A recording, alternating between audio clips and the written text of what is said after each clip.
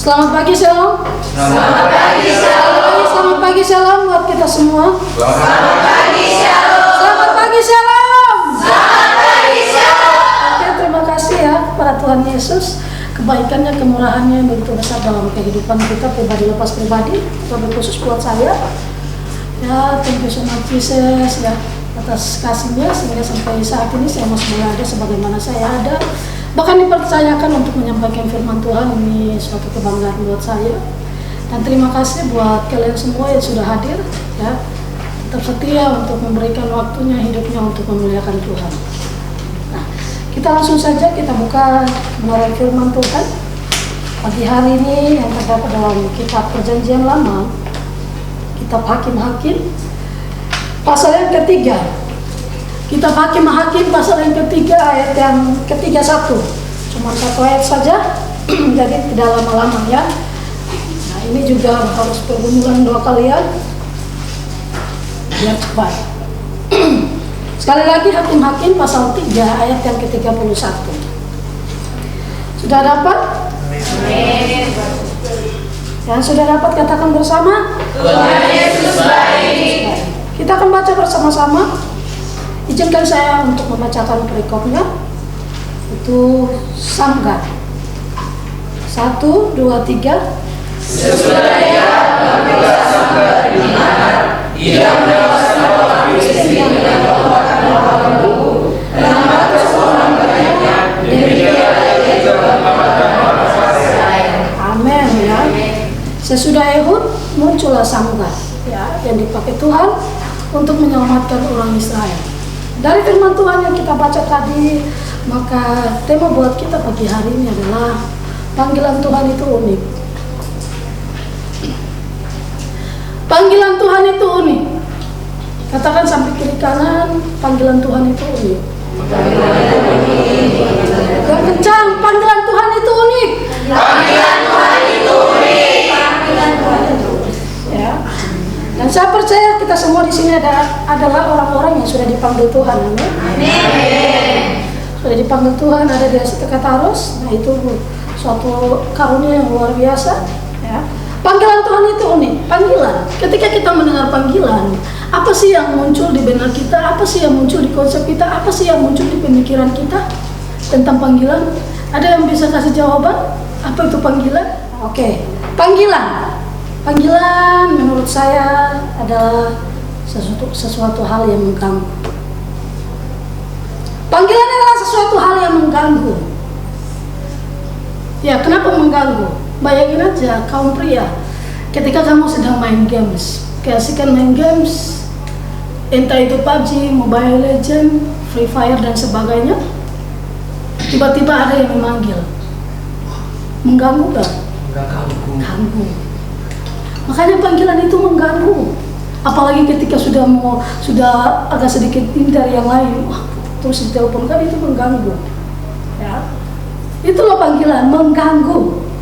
Atau kaum pria, kaum wanita ketika kita lagi baru pacaran, baru menjalin hubungan beberapa bulan, beberapa minggu, dan kita lagi menelpon ya, ngobrol dengan pacar, lagi asik-asik, entah apa yang dibahas. Ya, tapi yang pasti semua yang dibahas belum pasti, ya. Ya, tiba-tiba ada yang telepon, mengganggu nggak? Pas lagi sayang-sayang gitu, tiba-tiba ada yang telepon. Hah? Bagi yang belum punya pacar, pasti jawabnya enggak. Hah?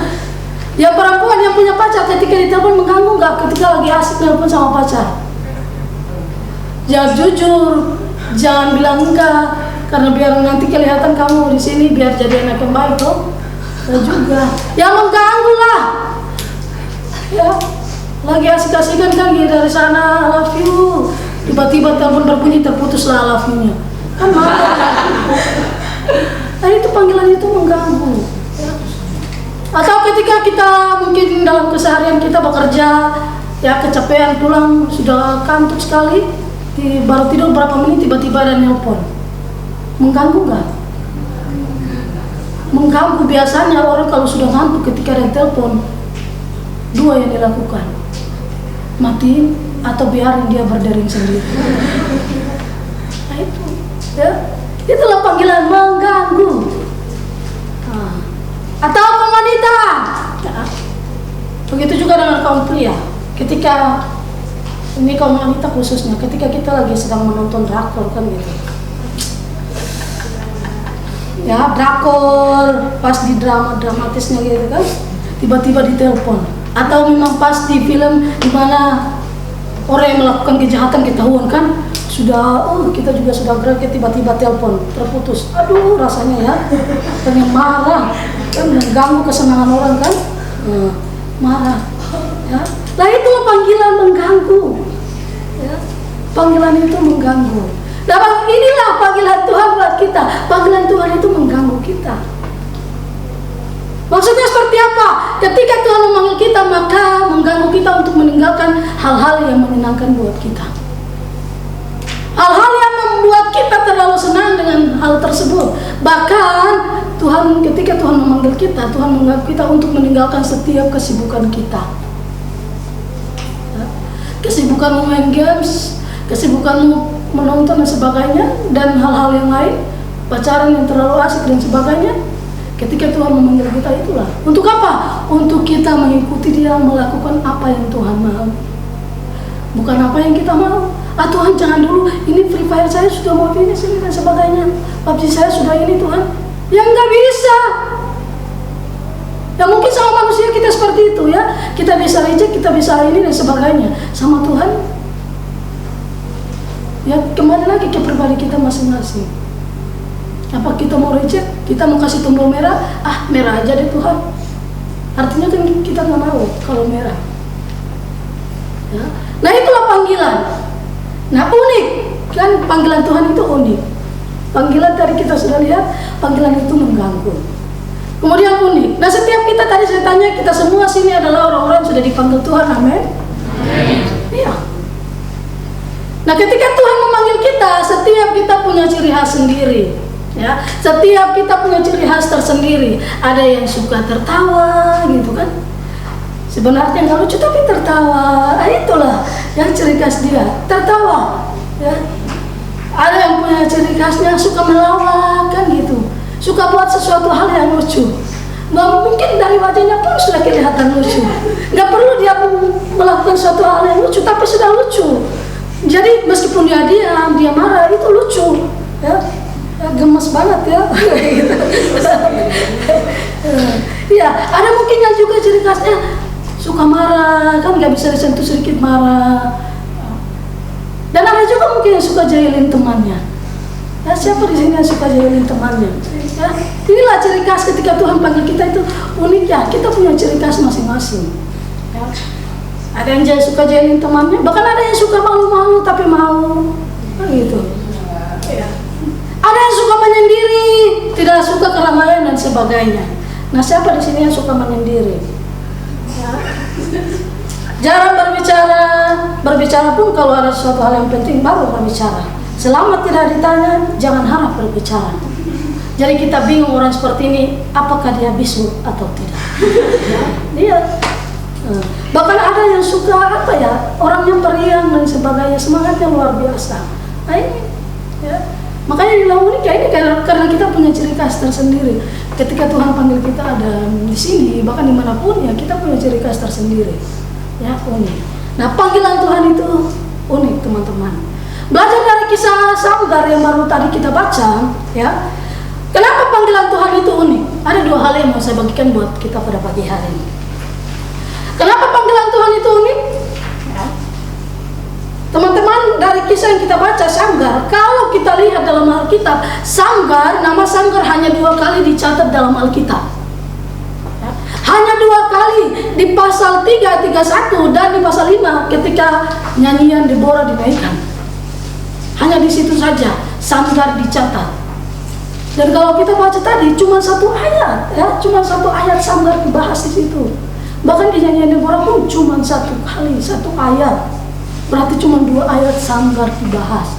Ini artinya Samgar bukan orang terkenal seperti tokoh-tokoh Alkitab lainnya, seperti Abraham, Musa, Daud dan sebagainya. Mereka terkenal baik perjanjian lama maupun perjanjian baru. Mereka tokoh-tokoh yang terkenal. Apalagi Yesus Kristus, ya. Sebelum dunia dijadikan, bahkan sesudah dunia ini berakhir, dia akan tetap terkenal. Berbeda dengan Samgar, cuma 2 kali dalam Alkitab dicatat. Ya. Ini berarti dia bukan orang yang terkenal, orang yang memang dikenal dengan baik dan sebagainya. Ya, orang tidak banyak yang mengenal dia. Karena hanya 2 kali dicatat di sana. Dan Samgar bukanlah orang Israel. Samgar bukanlah orang Israel. Karena dari nama asli Samgar, dia adalah orang Kanaan. Dia adalah orang Kanaan, diperkuat dengan dia berasal dari keturunan. Coba baca di ayat tadi, sesudah dia bangkitlah Samgar bin Anat. Bin Anat, dia dari keturunan Anat. Anat adalah salah satu nama dewa sesembahan orang Kanaan. Inilah yang memperkuat bukti bahwa Samgar itu bukan orang Israel, tetapi orang Kanaan. Ya. Kemudian Samgar juga bukanlah orang kaya, bukanlah orang yang mahir dalam perang, bukanlah orang yang punya status sosial yang bagus dan sebagainya, ya. Yang mungkin punya materi dan sebagainya yang begitu banyak dan lain hal sebagainya, ya. Bukanlah orang kaya, bukanlah orang yang berpendidikan tinggi, punya S1, S2 dan sebagainya, tidak. Alkitab jelas di sana mencatat Samgar adalah seorang, tadi kita baca, dari pekerjaannya kita dapat melihat bahwa Samgar adalah seorang petani, seorang peternak, seorang penggembala lembu, bukan domba. Ya, lembu di situ. Jangan menggantikan domba. Lembu itu. Inilah Samgar, ya. Dia bukan orang Israel dan sebagainya, bukan orang kaya, bukan orang berpendidikan dan sebagainya. Bukan orang kaya, bahkan dia petani, peternak dan penggembala domba. Maka panggilan Tuhan itu ini kenapa? Karena Tuhan dapat memakai siapa saja. Belajar dari kisah Samgar, Tuhan dapat memakai siapa saja. Ya. Sekali lagi, Samgar bukanlah orang Israel dan sebagainya, tapi Tuhan dapat memakai Samgar untuk, ya, menyelamatkan bangsa Israel dari tangan orang Filistin.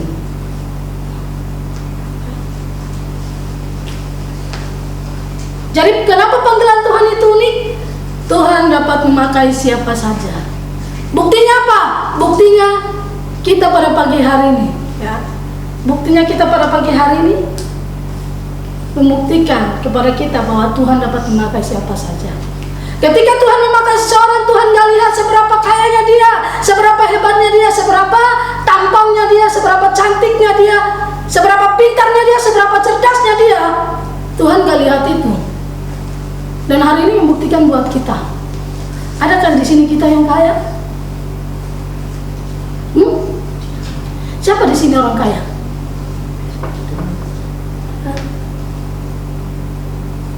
Saya tidak tahu setiap background kita, latar belakang kita, kehidupan kita masing-masing, saya tidak tahu. Ya, seperti apa? Ya, serusak apapun kita, bahkan seberdosa apapun kita, semiskin apapun kita, sekali lagi saya mau bilang, dari kisah Samgar kita belajar bahwa Tuhan dapat memakai siapa saja. Tuhan gak lihat, oh karena dia cantik pakai, tidak. Tuhan gak lihat, karena dia jelek gak boleh. Oh karena dia kayaknya hitam, tidak perlu. Ya, gak boleh orang yang melayani Tuhan itu hitam. Ya. Hanya boleh yang putih saja, tidak. Ketika Tuhan sudah memanggil seorang dan siap untuk dipakai Tuhan, ini membuktikan bahwa kuasa Tuhan tidak bisa dibatasi oleh keturunan. Kuasa Tuhan tidak dibatasi oleh status sosial. Kuasa Tuhan tidak dapat dibatasi oleh kekayaan. Kuasa Tuhan tidak dapat dibatasi oleh kecantikan. Kuasa Tuhan tidak dapat dibatasi dengan yang namanya kejelekan. Tidak. Kenapa? Karena Tuhan berhak memakai siapapun untuk menggenapi rencananya dan untuk menyatakan kemuliaannya. Amin. Itu dari kisah Samgar kita belajar bahwa panggilan Tuhan itu unik karena Tuhan dapat memakai siapa saja. Jadi pastikan pada pagi hari ini, ketika sudah ada di tempat ini, pastikan bahwa kamu memang sudah dipanggil Tuhan dan siap untuk dipakai oleh Tuhan. cuma dipanggil tidak cukup. Ya, banyak yang dipanggil tapi sedikit yang dipilih. Kan semua tergantung ke pribadi masing-masing. Apakah kita hanya dipanggil atau juga dipilih? Kalau dipanggil, pastikan bahwa kita juga harus dipilih. Jadi katakan sampai kiri kanan, jangan cuma dipanggil, harus dipilih.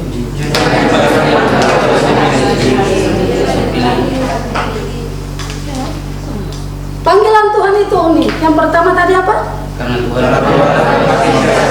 Tuhan dapat memakai siapa saja. Maka yang kedua, kenapa panggilan Tuhan itu unik? Yang kedua adalah Tuhan dapat memakai apa saja. Tuhan dapat memakai siapa saja, Tuhan dapat memakai apa saja. Coba baca kisah Sanggar lagi, di ayat 31 baca sampai selesai. Silakan baca. Satu orang baca 31. Demikian firman Tuhan, sesudah dia bangkitlah Shamgar bin Anat, ia menewaskan orang Filistin dengan tongkat penghalau lembu, 600 orang banyaknya. Demikianlah ia juga menyelamatkan orang Israel. Dengan tongkat penghalau lembu, berapa orang yang dikalahkan oleh Shamgar? 600 orang. Ya, Tuhan dapat memakai apa saja. Ya, dengan tongkat penghalau lembu, Shamgar mampu ya mengalahkan 600 orang. Bukan jumlah yang sedikit, teman-teman. Bahkan mungkin ya, ini kalau dipikir secara logika nggak masuk akal. Karena kalau kita lihat penghalau lembu itu panjangnya cuma 2,5 meter. Masa sanggup mengalahkan 600 orang? Bahkan orang yang mungkin mahir dalam kungfu, dia tidak akan sanggup mengalahkan orang 600 orang.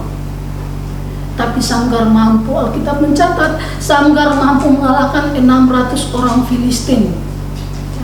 Hanya dengan tongkat penghalau lembu.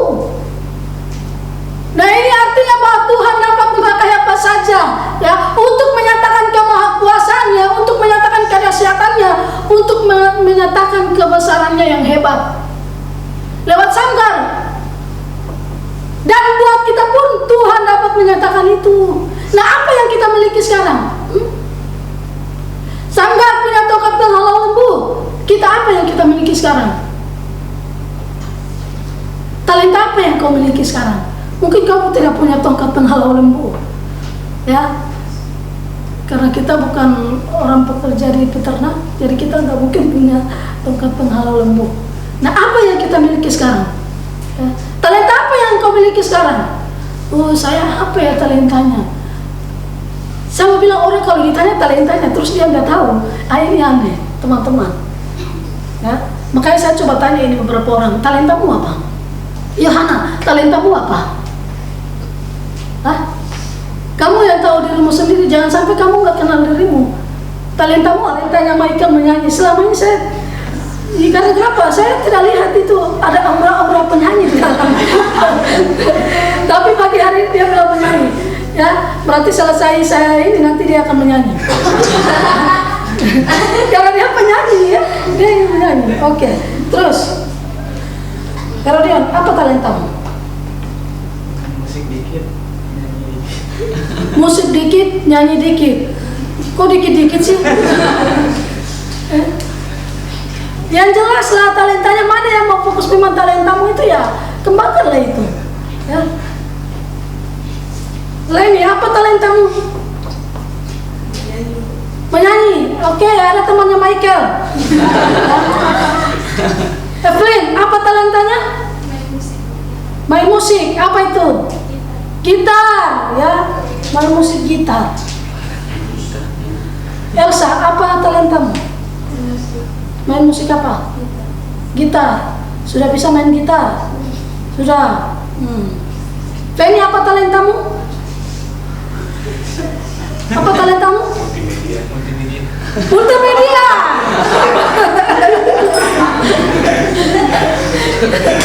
Talentanya katanya multimedia. Nah, teman-teman, tadi kita sudah dengar beberapa talenta ya yang disampaikan.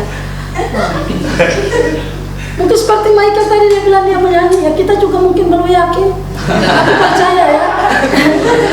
Jangan sampai minder Michael, tidak. Kalau kamu memang punya talenta menyanyi lah.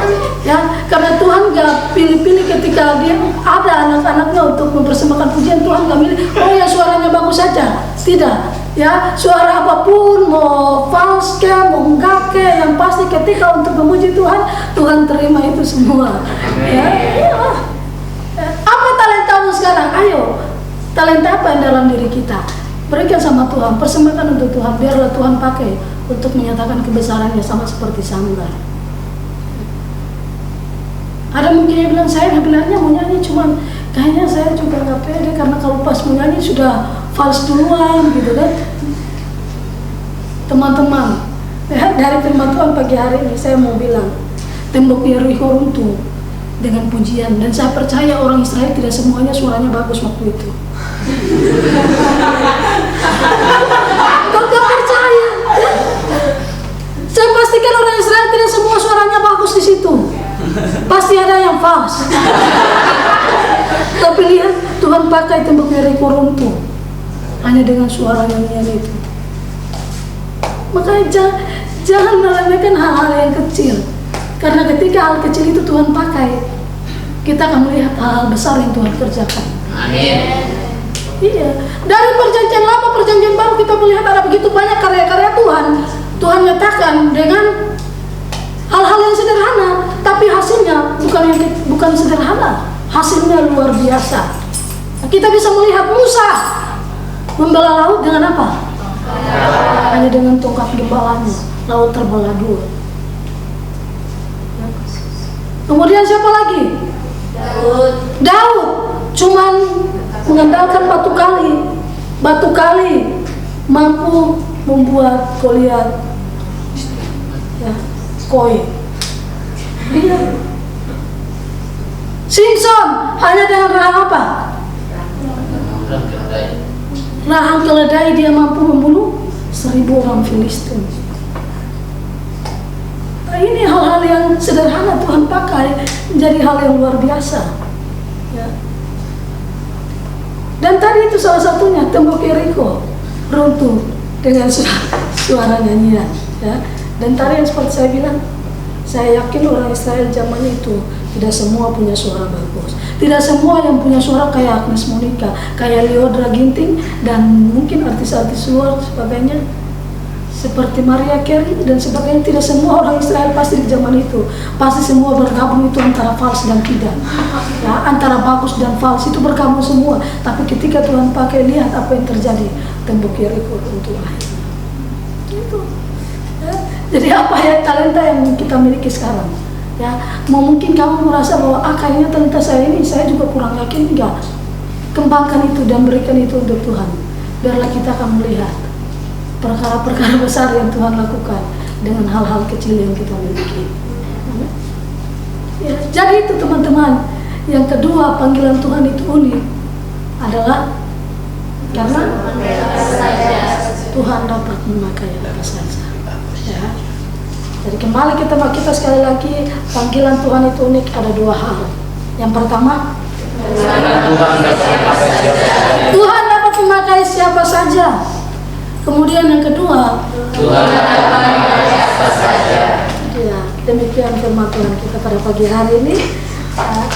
Saya percaya setiap firman Tuhan yang kita dengar pada pagi hari ini pasti memberkati kita semua. Amin. Kita akan akhiri dengan sebuah pujian, dan pujian ini akan dipimpin oleh Michael sekaligus berdoa buat firman Tuhan.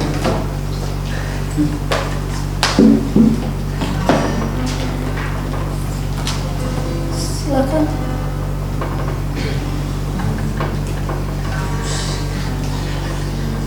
Ku mau cinta Yesus selalu.